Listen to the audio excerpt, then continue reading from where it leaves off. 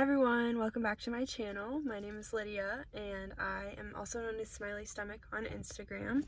If you're new here, go ahead and subscribe to my channel and like this video for more. I'm in my car right now because it's the quietest place to film and there's pretty good lighting in here, so I just wanted to let you guys know that I am fully parked and I'm not driving while making this video. Today I wanted to talk to you guys a little bit about my food service rotation, and it's the rotation that I just completed of my dietetic internship. So I have 4 rotations and this one was my second, and a lot of people in my program were either placed in a hospital or a school food service.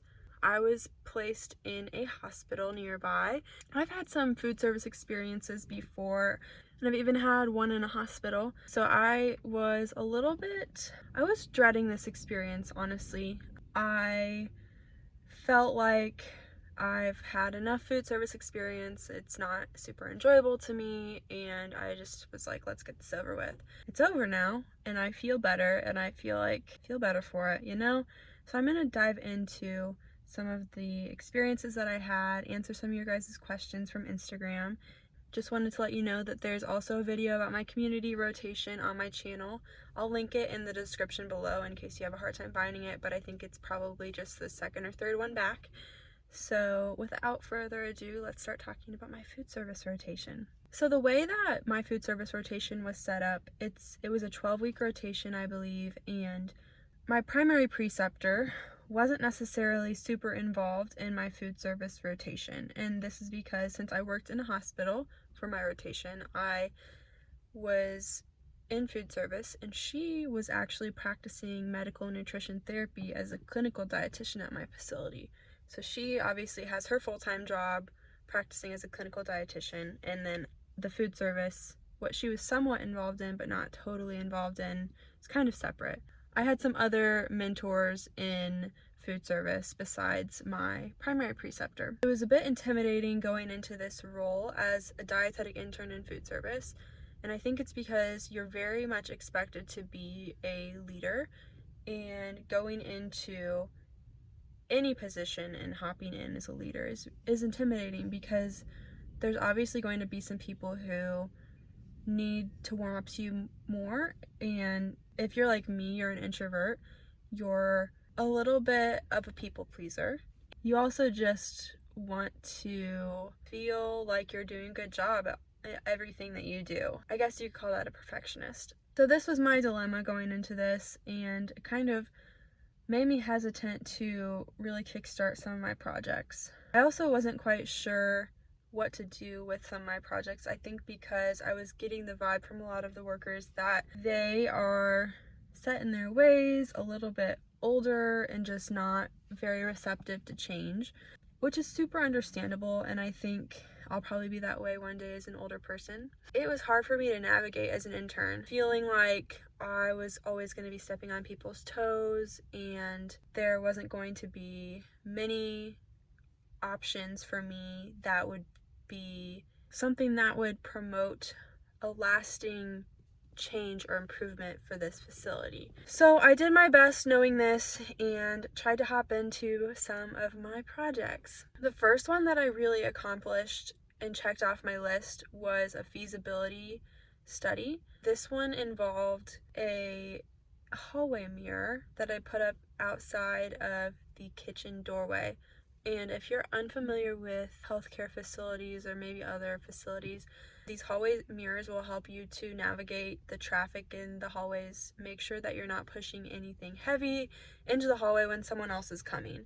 I saw the need for this because these food service carts that are being pushed around the hospital are very heavy when they're full, and during those heavy traffic times of the day, like lunchtime, there's going to be people coming by the door at least 70% of the time, and a mirror like this will help you to see if someone's coming from either direction and anticipate any type of collision that could occur.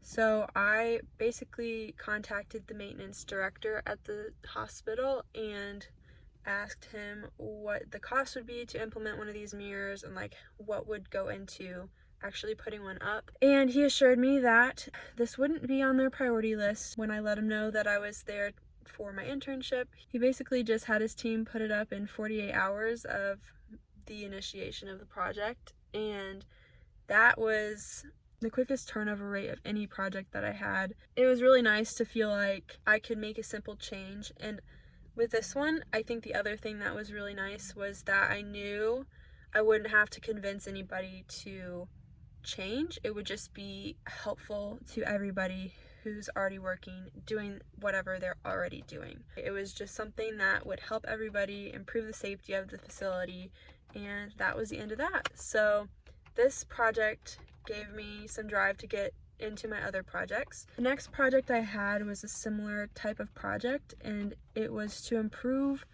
some kind of process or recipe. So this was my continuous quality improvement project. Throughout the beginning of the semester, one of my tasks was to organize and maintain the organization of the nourishment refrigerators, which would be on each patient floor. And those would have supplements, milk, juice, snacks, like ice cream, applesauce, just small little snacks to give to the patients as needed. The issue with these was that they very quickly become disorganized. They become cluttered with items that shouldn't necessarily be in there, and sometimes items get out of first in, first out order, which can lead to a lot of food waste and expiration. I work to keep those up to date every week and realized that there was a need for a change in organization in these refrigerators. I basically ended up reorganizing them to promote usage of the milks that will usually expire the soonest. And these milks are being stored in the refrigerator doors, which is actually one of the places that are the most susceptible to temperature change in a refrigerator. The reorganization just involved changing where the milks were and where the supplements were, as well as having a new place for any random items from patients that the nursing staff would store in these refrigerators. Then my next project was my in-service project, and kind of piggybacked that off of my continuous quality improvement project, made my in-service about the reorganization of the refrigerators. For my in-service, I prepared a handout which basically summarized any of the organizational differences from before and after, as well as some of those best practices for stocking and replenishing the nourishment refrigerators. So these were just reminders for each of the associates who might be stocking the nourishment refrigerators. So I did each in-service one-on-one with each of the associates to kind of get an idea of where they all stood with some of the food service safety guidelines. Next, I did a recipe standardization project, and for this one, I did a Ensure pudding, which I thought of with the clinical dietitian, who pointed out that Ensure makes a pudding already, but it's rather expensive and a lot more expensive than those liquid Ensure supplements that we already order for the hospital. So the idea for this pudding and why it would be necessary is some people are on fluid restrictions, so they would need more solid foods, and a pudding would be counted as a more solid food and it wouldn't count toward a fluid restriction like one of those liquid supplements would. And then another thing is some people have trouble swallowing, and sometimes a thickened beverage or modified consistency food is what people need to eat safely. My job was to come up with a recipe for an Ensure pudding that would be the most nutritious, meet those needs for those patients who would need them, and also more cost effective than already prepared Ensured pudding. So I got to do some testing with the recipes, and I tested a few different flavors. So I did chocolate, vanilla, and strawberry, and then I compared the consistencies. Last but not least, probably the most enjoyable project that I got to do was the themed meal. So I got to do a Greek themed meal, and I ended up choosing this theme because, for one, there were really no more holidays to choose from, and I didn't feel like doing a Thanksgiving one. It just seemed too basic. The food service director at the facility was also Greek. The process of putting this Greek meal together was a little bit challenging and in-depth because it's just a whole process of trying to figure out what to serve, how much to order, what else needs to be ordered, what else needs to be prepared in making one of these meals successful. So I started out by using one of the databases that the facility uses to analyze nutrition as well as cost and all of that. Turns out this database didn't have very authentic Greek recipes on it. I worked with the director as well as the head chef to kind of identify some better, more authentic, and more cost-effective recipes to serve for this Greek meal. And we ended up selecting a really tasty leg of lamb, chicken quarters, and those were the 2 entree options. And then we had 3 or 4 different sides. So we had spanakopita, we had Greek roasted veggies, Greek roasted potatoes, and then we had a soup for our dessert, some rice pudding. It was a very big meal. It was very tasty, and the team did a really good job pulling it all together. And I had a lot of fun helping out. A lot of my roles were really in planning it, coordinating everything, figuring out who would need to be there, who was doing what when, but I really tried to help out during the day of and preparing every recipe. I could not have done it without the team, and I think it goes to show how important a team is when preparing something like this. Some other projects that I did. One, I did a video for International Dysphagia Diet Standardization Initiative. I have to think about that. But it standardizes the terminology of different food and drink consistencies. Like I mentioned earlier with the pudding, people who need a modified consistency food or beverage. That's just putting it very simply. So I basically made a video introducing the nursing staff to this new initiative that will be being put into place in the facility that I was at. And some other projects that I did were organizing the nourishment refrigerators weekly. I would order supplements. I would also participate in daily calls with the organization as well as staff huddles every morning. I would also fill in any gaps where needed in the kitchen. I also did some patient rounding, which was basically gathering some feedback from patients about the food service and ensuring that they were getting taken care of with their food. And if they weren't, I would try to address that with the staff. Other than that, one thing I didn't mention was the task sheets that I completed for my program, which were basically questions and tasks that I had to complete in orienting to each of the positions in the kitchen. So this just guided me and made sure that I was aware of what each position was in charge of and kind of what they were working with every single day.